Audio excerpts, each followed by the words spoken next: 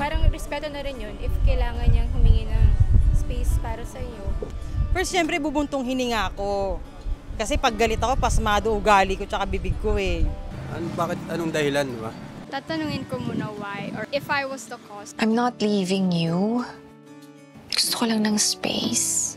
Kung manghingi siya, I will respect it. Sasabihin ko lang, sige, okay, go. Walang problema.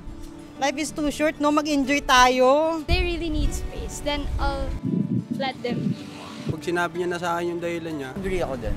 Kasi para rin sa amin yun. Ano bang kailangan niya, time na sa work niya, hindi ko siya estorbohin. Pero kung ako masusunod, ayaw ko. Kung seryoso ka sa paghingi mo ng tawad sa akin, hayaan mo ako umalis ngayon. And yung space na yun is para mag-grow kami. Maybe, isipin mo rin ang sarili mo.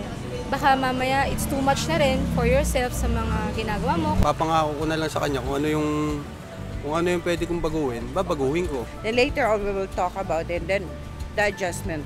And then if hindi na talaga siya solvable, then okay, let's end this na lang. Kung ano yung gusto ng lalaki, bala sila sa buhay nila. Ganun lang, kasimple. Tayo pa!